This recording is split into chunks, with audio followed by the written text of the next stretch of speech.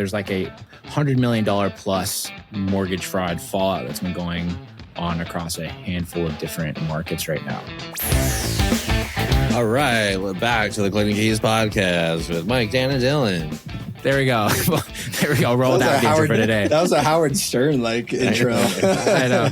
Yeah, we should. Yeah, bring back like real raunchy radio of the old days. You know, you can't do shit like that anymore. People get too sensitive. But yeah, what's going on, guys? Welcome to Collect the Keys podcast. We were just actually diving in. We are at the end of July right now.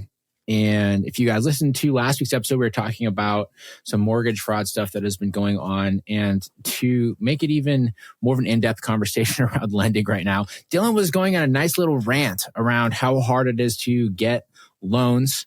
And so share your grievances, because I also feel personally attacked since you've been getting loans through our company. And it is bullshit. But the great thing is you only see the stuff that we show you. You don't see all the other nonsense that goes on the back end. Yeah, well, I hear you. And it'd be even more infuriating probably if I was in your shoes. But like, I just feel like... It's just in my staff's shoes. I don't deal with it. I pay them to do that. Well, same thing. Though, like, By the way, before you start, nice haircut. Thanks, appreciate it. Now... Every email I get from Chance, your guys, is like, oh, we need your past 7 years of tax returns. We need your no one's asked for your tax returns or your left kidney. They just want your colonoscopy report, which you're not 40 yet, so you don't even have.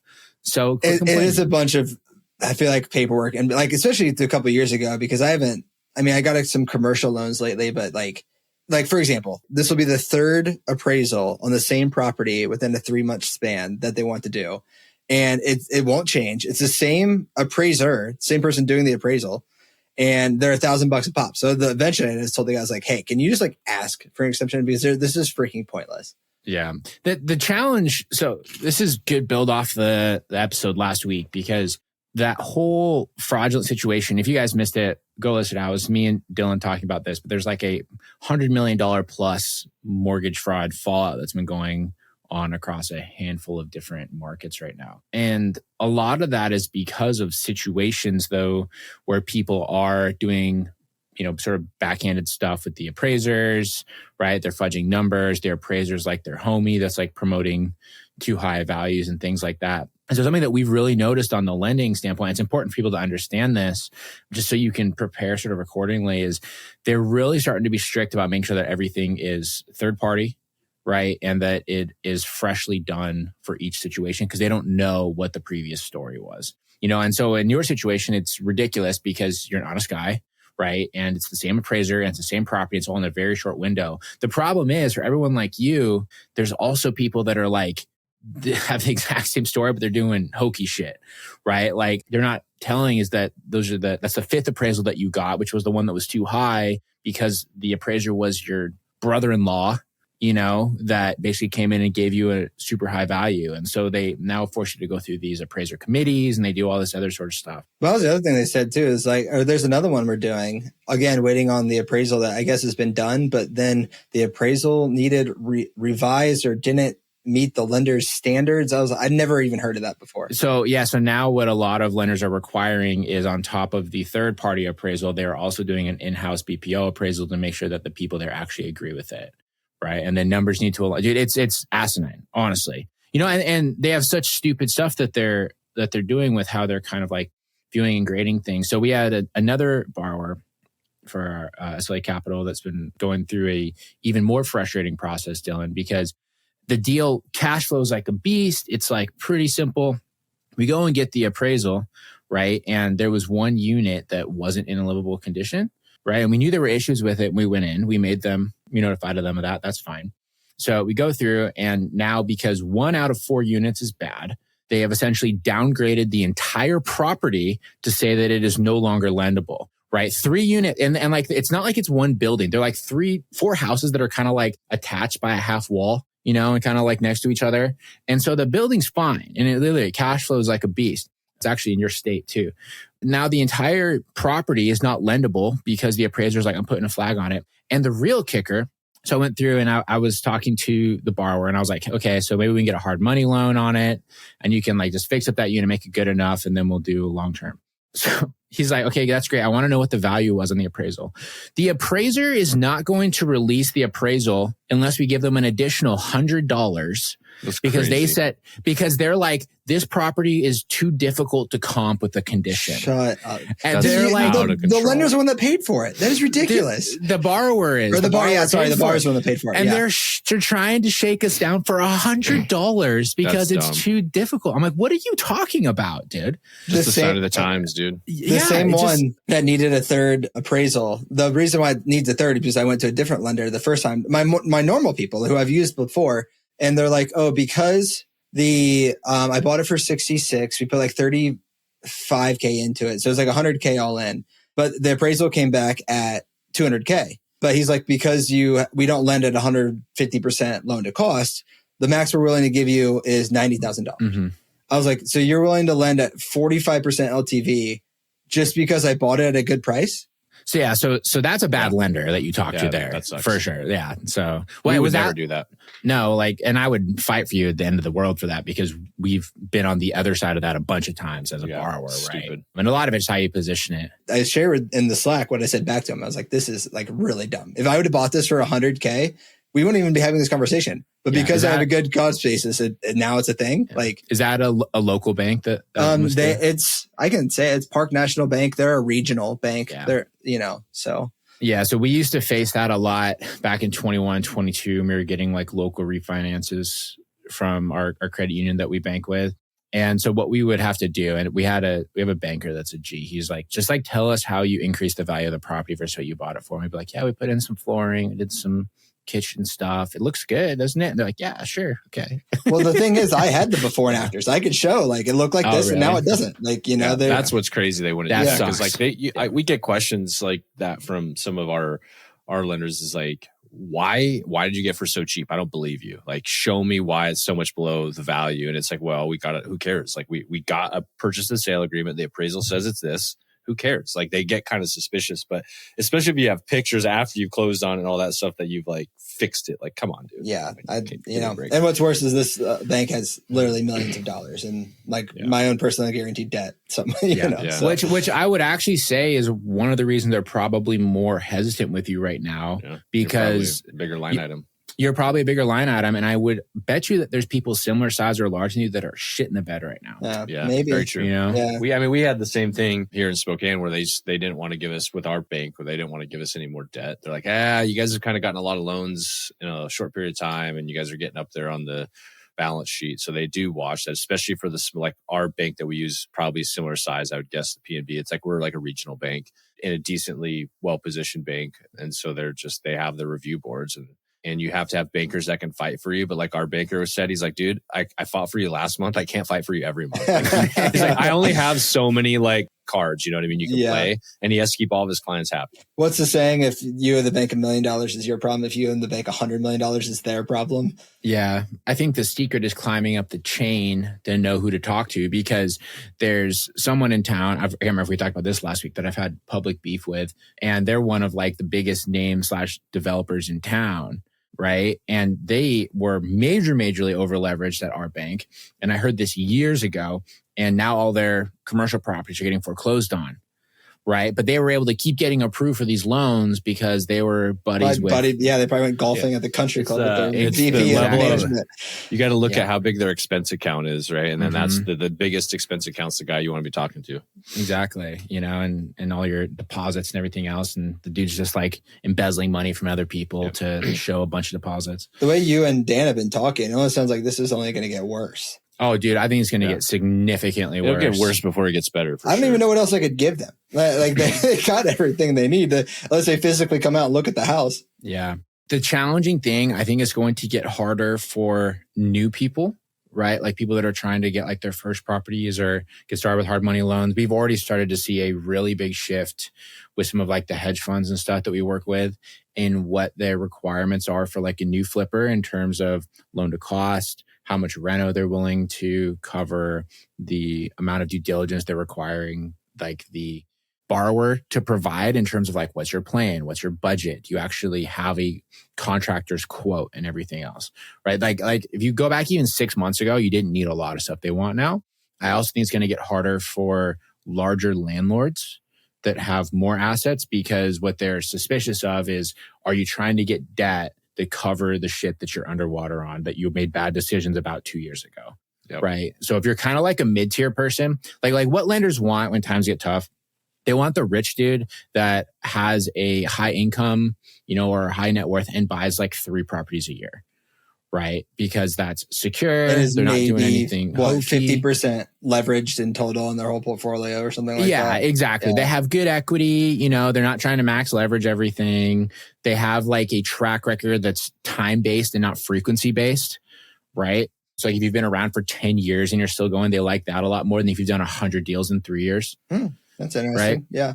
So, because you're showing longevity, which if you look at debt-based businesses, longevity is rare because people eventually over-leverage themselves and lose in a shorter time frame because they don't know what they don't know yet and they haven't learned their hard lessons. Yeah, especially ones that come out the gate firing. I think we all know people who are like, they built too quick, scaled too quick. And yeah, dude. So we're talking specifically on the investor side of loans, right? So getting hard money loans, getting DSCR loans, getting commercial loans, rental property loans is tightening up. Earlier in this year, I would say that was where the money was going. It felt really loose and good and everything was going. And so it is tightening up now. So given the fact that, say we all agree that it's tightening up further, will the Fannie Freddie type loans, the FHA as well, maybe VA, your buyers, your regular buyers, will that money at least flow at the pace it's flowing now? Meaning we would still have opportunity as off-market operators to be flipping houses where we may not be refinancing or buying rentals. Well, I think so. I mean, as long as demand stays for it, the affordability issue is going to be the larger problem there. Sure. Because interest rates are not going to come down because Fannie Freddie is no longer buying the same level of tranches of mortgages like they were. Right. And so the interest rates are tied more to private debt and long-term treasury yields, right? Like 10-year yields. But that's something that I think people don't realize is that the affordability is going to continue because the buyer pool is going to get smaller and smaller and smaller and smaller as all those people that can't afford houses ultimately buy them. And interest rates stay the same and nobody moves for fucking the next 10 years, or longer. So I think there will continue to be opportunities, but you have to have the best product, and just like if you're trying to get like DSCR debt, you have to be the best investor, right? You have to, and when I say best, I don't mean like you're doing the most. I mean, you're like the most organized, you're the most professional, you have the best rap sheet, but even then that doesn't always help you. So like I'm trying to get these HELOCs right now on 2 of my rental properties. And the dude called me yesterday. I've been working with these people for like 45 days, like a month and a half. I'm like, hey, we're going to reject you because your DTI isn't good enough. I'm like, dude, what are you talking about? And he's like, well, we're looking at your returns and all these things. So I was like, dude, I had $650,000 in reportable income last year. That's what I reported. Yeah, right? That's what what did you not report? Yeah, dude, I'm like I'm as a real estate guy. Like, what are you talking about? Yeah. And literally the guy's on the phone with me. He goes, well, let me go look. And he goes, yeah, I see what you mean. Let me go talk to my underwriters and figure this out. I'm like, what is happening? And it took 45 days for them to get to that point? Yes. and I've been sending them everything. You're talking about the 7 years of tax returns and, they want the full genome of like my entire genetic line. Like, I want your 23 and me lined up. Yeah, right. That's what they're really trying to do. They're trying to figure out if they should send ice to my house or not. Yeah.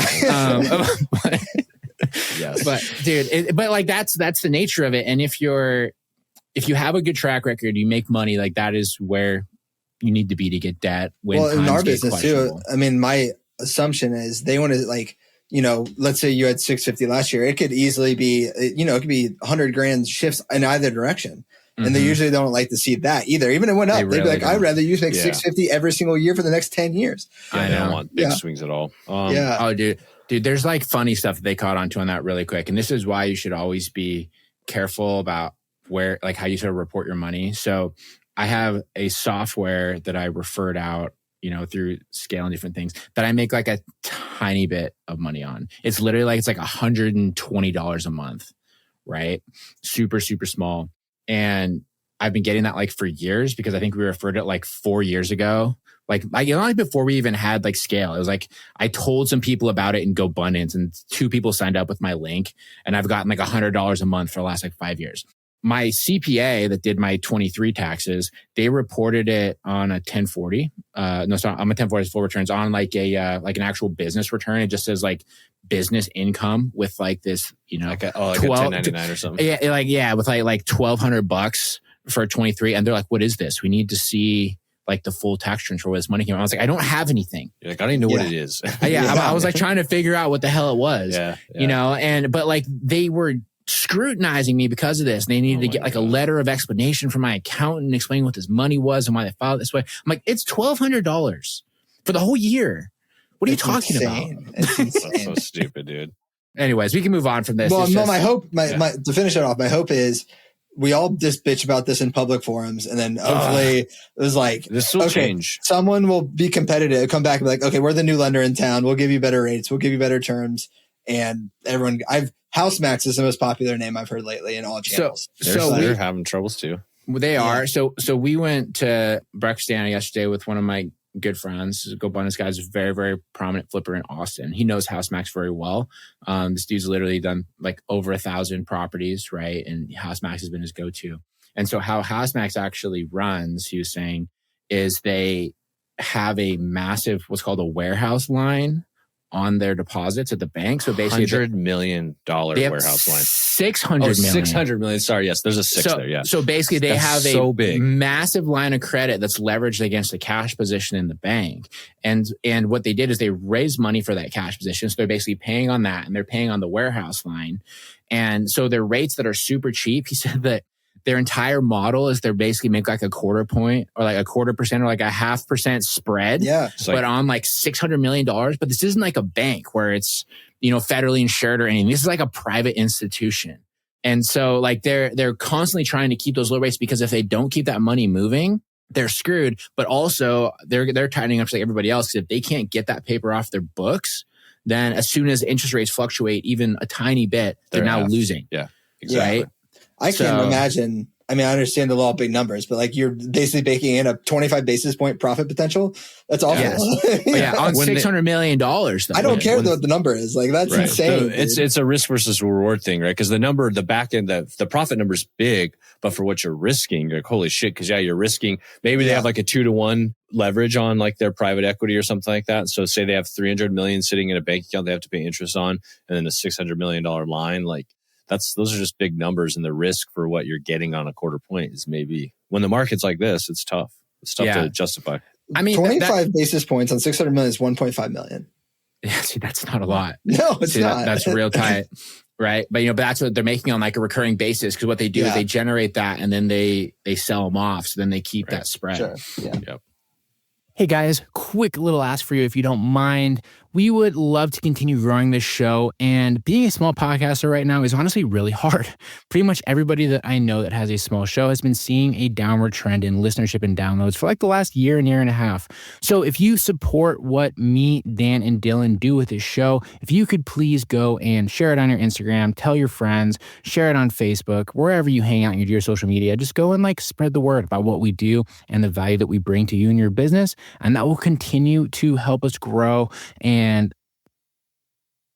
expand our listenership within your circles. So if you wouldn't mind doing that, we'd really appreciate it. And thanks, guys. We'll get back to the show.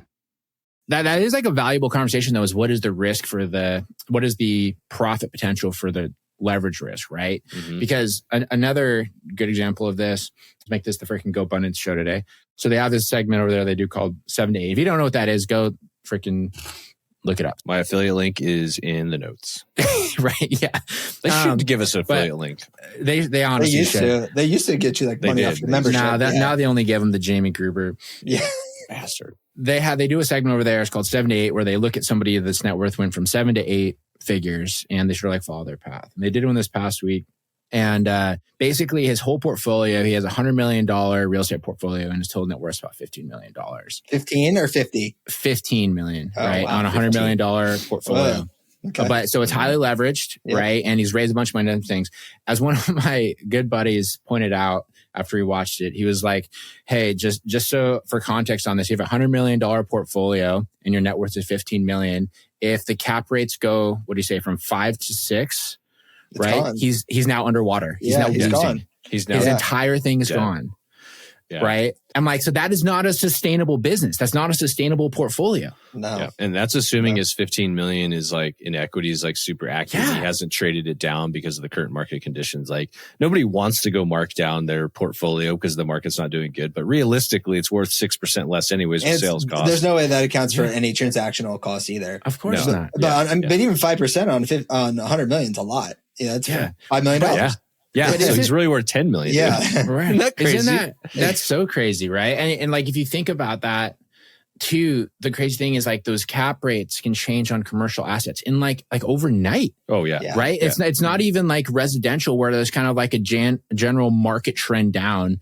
It's basically like, things trade at a 6.5 now. It's like, cool, you now owe like $5 million to get out of your portfolio. It really does feel like that type of money. And when I say money, the big REITs and the big funds that bring debt, like $100 million of debt, like that money pivots really fast. That money pivots because they had a meeting. Their friend knew a friend who had a meeting at the White House and heard something. And now they're fucking like, nope, we know what's happening. It just seems more pivots way faster than like bank money. You know what I mean? This is why the whole buy and hold model, like, especially for the bigger stuff, but even in the residential stuff, doesn't really work unless you also make several $100,000s a year. Yeah. Because it can be wiped out so easily. Yeah. I mean, whether it's the properties themselves or just like the values, if you have like a big portfolio and things take a 10% drop, which can happen pretty quickly, your entire portfolio. I've had 3 tenants move out that have all been there for 5+ years in the past 2 months. Oh, that's fun. Yeah, that sucks. I think they're looking for cheaper housing. I honestly think that's what it is. 2 of the 3 are moving back home with like parents. Mm-hmm. So, and then now it's like, okay, now you do the unit turns, you got to get it ready, and then hopefully rent it for the same that it was, but it might not. Well, no, that's why you just go to do a co-living now, Dylan. You just take take 3 families with small children and a meth head and put them in the same house and pretend like that's a perfectly normal, acceptable thing to do. What's funny, Mike, is I'm trying to sell a 7-bedroom, 3-bath single family on the west side of town to like someone who does like sober living right now, because that's probably the best use for it. That's the only use you can do for something like that. Yeah. I will say that's why your point of people like moving back or having options is why I don't really buy into like the whole, like we're several $1 million underbuilt or several million houses underbuilt in the US, because people, they may not have a house, but their parents have 6 bedrooms and a second home. Right. So it's like for not all Americans, but for a vast majority of Americans, they do have that option. It's not like people are desperate living in shacks. Like they can go move back home. There are other units that are available. They're less preferable because like people do move and they can move. And the fact that people do and can move tells me that there's not we're not that underbuilt. Like maybe a little bit, but these renters are on both ends of the spectrum, like young 20s for 2 of them. So like moving back home kind of makes sense to save the $1,000 a month. The other one is like on older side, like limited income, Social Security. And I think the other aspects of life are just getting more expensive. Food, other utility bills, and shit. Man, I can't. It's affordability. It goes back to the affordability conversation, and most people can't afford things until they're older now. Just like the millennials were the start of that, right? We couldn't afford things until we were older, but we will be living 20 years longer probably than our parents. So, yeah, I mean, assuming we don't all get brain cancer from being around our fucking cell phones from such a young age. From AI. We have plastics in our balls. Don't you guys know that? Dude, that's true. Ooh. Yeah. I mean, that's the big concern. On that whole piece, it's the general cultural way that we are in the United States, right? Where we value independence. And there was always like this kick people out at 16 or 18, and like go to college. You want to be able to have a house. You want to be able to have all the other things. And the vacancy rate isn't necessarily an issue, right? It's not like there aren't properties available. It's just people can't afford them. Yeah. I mean, even around Spokane, if you need to find rentals, you go look on rentals available in Spokane or any other market right now. There's a bunch out there. Mm-hmm. If there was really a availability crisis, they would all be gone, but they're not. Right. Yeah, exactly. I always laugh at the ones when I'm trying to do like rental comparisons when I'm having a place to rent. It's like, oh, they're trying to list this for $1,500, but it's been listed for 8 months. I was like, bro, just take to reduce the price. Right. Like that, you guarantee that's just someone's property manager is not doing them justice. Oh yeah. Yeah. Yep. Well, yeah. But, or there's like weird collusion that stuff will do too, where like if you're trying to lease it, you can get different benefits from different cities and stuff. That's always been a thing in the past. But like, or here, what was a really big issue, there's actually a big state lawsuit against several of the large apartment management companies that are owned by like a couple individual families because they were basically colluding to keep rents super high.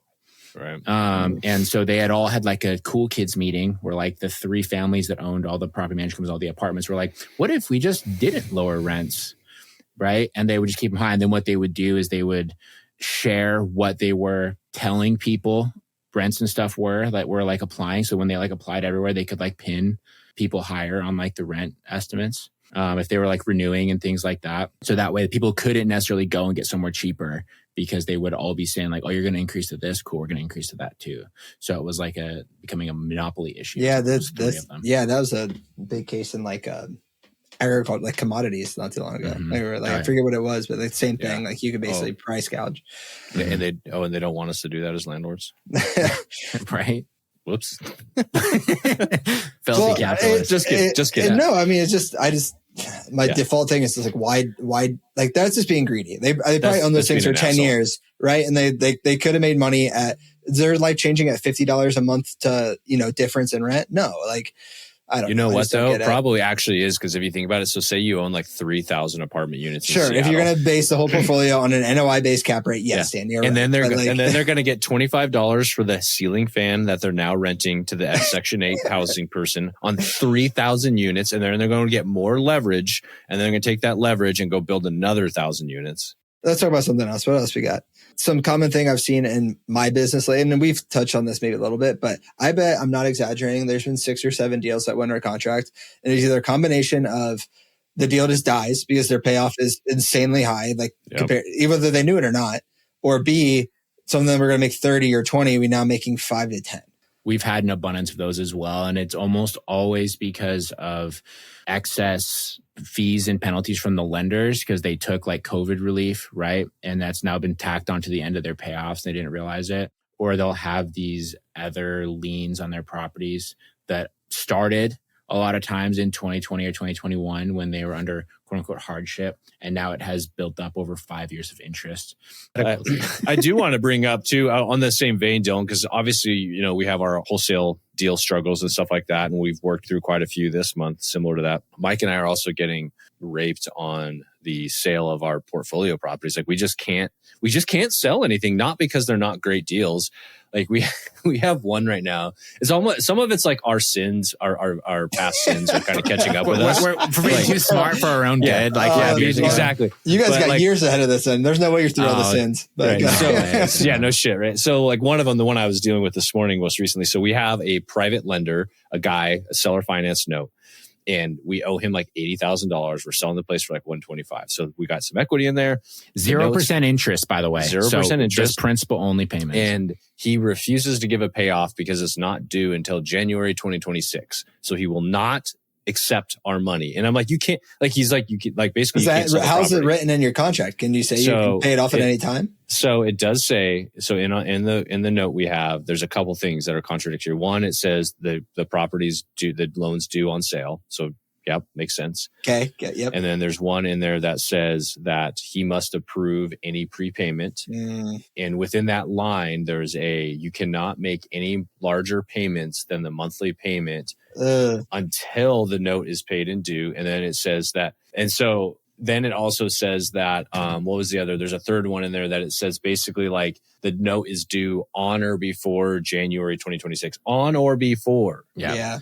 And the funny thing is this note, like a lawyer drew this up. This wasn't like us putting together some janky notes. No, this was like a lawyer. This is from 2020, dude. This is before ChatGPT was a thing. This was back in early days of Mike and Dan. And so the guy's like, he's just being an asshole about it. And it's like, no, like we're going to sell this thing. Well, you guys can do the math and know what the payoff is, right? But it has to come from him.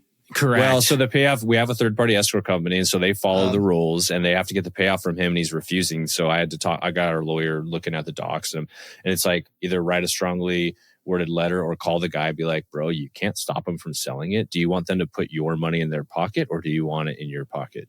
Yeah. I mean, that's really it comes down to. You now no longer have an asset to protect it. I don't even think he put a PG in there. So there's no personal guarantee. So it's like, cool, dude, I will take your money. Yeah. If You know anything, what I mean? we should just do that, and we should like send him like a TikTok of us going to the casino and just like Throwing it all on black. betting his principal on black. Yeah. So we have that one. And so actually there's two other ones that we got going on. So we've got that one, and then we've got the condo that everybody's heard about. I'm not even going to talk about the condo, but we are still in the condo, and we've been extending the contract for like the last 45 days, trying to get proper HOA insurance so that the lender will fund the loan. And they're just being so dumb. Like, oh, you don't have in your clause that your barbecues need to be 10 feet away from the structure. It's like, who the fuck puts a barbecue 10 feet away from their house? Like, nobody. I've seen too much melted siding to know that's a thing. To know it's big, right? Yeah. So it's like, just like these little things, like it's almost like they don't want to do the loan, right? They just keep kicking it back, and the insurance provider's being an asshole. So that's a tough one. And we have another one on a mobile home right now where the lender's like, send me pictures of the sink plumbing, because they want to make sure it's not the gray pipe or whatever. But it's just like these little things that usually... We're going back to the lenders being the problem. 100%. We are going back to the lenders being the problem. They're being an ass. But also insurance. Like, so within that, it's not... I shouldn't say the lender. Like, the lender is requiring the insurance, but the insurance is basically like, we won't insure it if it has it. I'm like, okay, just so I understand, if it has like 30 feet of plastic pipe in there, you won't insure it. Like, okay, I'll go in there tonight and replace it for the guy. It'll cost me $100. I'll go do it. Like, it's just like such a simple thing, but it's like these little prolonged freaking issues with selling a property that should be easy. I'll share one real quick. We had a property we're about to sell, and we bought it. We got insurance, normal people. Now they're doing their own inspections, right? They go out to the property and they send someone over, and it failed for the driveway. I was like, we're going to place the driveway anyway, so whatever. So we got that done. But then they came back and said, oh, you can't reinstate it because also you're missing window trim. In fact, we're just going to cancel the whole policy. Nice. Oh my God. Yeah. So I just got a different insurance provider, but still. Insurance is such a racket right now. Like, I don't know what the end game is with the whole insurance problem. Yeah. You know, and I heard this a while back, and I think about this a lot. And one of the reasons that insurance is facing so many issues isn't just because of the increasing claims, but it's because insurance companies, they hold huge amounts of cash. And what they used to do is they would hold it in what they would call like top tier real estate, right? Which was the skyscrapers downtown that will never lose value because it's downtown somewhere. But then when COVID happened, obviously nobody wants those properties anymore. So they have all this money that they've collected, that they use for the insurance policies. They're now in assets that are worth 10% of what they used to be worth. So they've lost an incredible amount of value of their actual just like reserves. Yeah, same thing. Right. It's the same thing with pensions. They kind of operate similarly. But they do. You don't buy treasuries or government bonds when they're yielding 3% like they were in COVID. So you got on the risk curve looking for something else. Right. And then you buy this stuff thinking it's a steal, or that's never going to lose purchasing power. And now here we are. Yeah. You all seen the headlines of like downtown Baltimore, downtown other places that guys are selling for $4 a square foot or something ridiculously cheap. Which is crazy, dude. Yeah. Well, there was one in Austin that it got bought. I think it was in 2019 for like $200 million or something, and then it got bought at auction like this past year for like $17 million. Yeah. It was unreal. Huge price drops. Yep. Yeah. So, but like with that being known, I don't know how the insurance problem ever gets fixed, unless they get like a huge injection from cash somewhere. But why would anybody do that when your money's all just going to be going to people's claims because everything is getting worse? Yeah. I guess the actuaries are going to have to redo their math. Yeah. So on that same argument with the condo, like one of the reasons why we couldn't get the policy, I should say rather, with this one person, she was like, not very nice. And she's like, you need to rewire the whole house and replumb the whole house. I'm like, why? And she's like, because it's 60 years old. And I was like, okay. But like, what is the copper pipe different now than it was in the 70s? And she's like, it doesn't matter. It's too old. I'm like, but oh my God, I don't get it. Like, anywhere? Like, there's nothing wrong with it. And it's not like it was like CPVC or aluminum wiring, right? It's like, no, she's like, it's not to code. I was like, well, it is to code because there's a sticker on there that it passed inspection. I can't imagine Washington L&I would pass. She's like, I have a friend that works for the L&I and it's not to code. And I'm like, but I don't believe you. This woman just seems like she's on a power trip. Oh yeah, Right? She was sure. totally, dude. She was so nice. She was so not nice to me. And I was just like curious, like, how does somebody get insurance if they have to rewire a perfectly functioning house, replumb a perfectly functioning house? Oh, and she also said we have to get a new roof too, which I was like, I get it. We are replacing the roof because it is a 20-year roof that's past 20 years. But the whole roof thing is an interesting thing because that's like, the funny thing is about insurance is most claims are roofs or water issues. And most policies, people don't know this, don't cover either of those. So your roof, say you get a 30-year roof, you buy your house, it's got 20 years out of it, it's got 10 years left in life. They will only give you 1/3 of the value of the replacement cost because the roof only has 1/3 of its life left. So they give you 1/3 life. So, okay, so you're coming out of pocket for the roof, plus you got $1,000 deductible, so you're already screwed. And then on water stuff, it is so hyper specific, they will not cover. If it's a slow leak that you don't know, they won't fix it. If it's outside water coming in, they won't fix it. Yeah, So in the crazy situation on the outside water thing, so we had this house that flooded because the sump pump failed. So we had a way to mitigate any water on the outside of the house, okay? And the water actually came from the sump pump because when it failed, the pump overflowed and went to the house, right? The problem is they went and they're like, oh, the sump pump is outside of the footprint of the house. Sorry, it now counts as outside water. Yeah. Are you fucking kidding me? So unreal, dude. So unreal. So Mike and I have gone round and round on so many of these things with the insurance provider, but like it has to be so hyper specific. It had like a burst pipe, right? That has to be it. And it has like, there's a lot of stipulations with when you call and how you do that and what you say. And so most people really, the only thing you're covered is like fire. And I don't even know that. And I just say that because I've never had to worry about fire in my houses. Yeah. But like realistically, how often does your house burn down? Yeah, but if you even had a property burned down, they found that like the batteries weren't replaced like them they're supposed to. They're going to deny the claim. They're like, yeah. So yeah. I guess the lesson with that is next time your house floods, just burn it down. Just make sure that it doesn't look. Just make sure it doesn't look like your barbecue was closer than 10 feet because they'll reject you on that. What's worse is like, I have one insurance guy that I pretty much just text, be like, hey, like he's like an insurance broker essentially. And we never go for even the cheapest policy. I go for something that has supposed to have like good replacement costs. Like it has all this stuff. And I'm sure if I ever had to file a claim, I'd probably get screwed anyway. You will. I mean, I will say that's smart though, Dylan. Like definitely get a better policy. Like don't get the cheapest cheap because like it could screw you over. Try to skimp on it because like if you have an Airbnb and you don't have an Airbnb clause, you're not getting recouped rent. They won't do it. Yeah. Making sure you have 6 months of like rental coverage and stuff. Cause if you need it, like, and you at least can get rent recoupment, like that's important. Yeah. Well, and everyone, if you ever reviewed an insurance policy before, like in depth, one of my favorite little things they put in there is how it doesn't cover acts of God. Yeah. Right. Which is basically their way of saying we can decide if God hates you. I am not. God, actually. Yeah, right. And so like honestly. so you look at like the floods in Texas, right? And the hurricanes, those sort of things, those are always just acts of God. So if that ever happens, then sucks to suck. I don't know what to tell you. Yeah.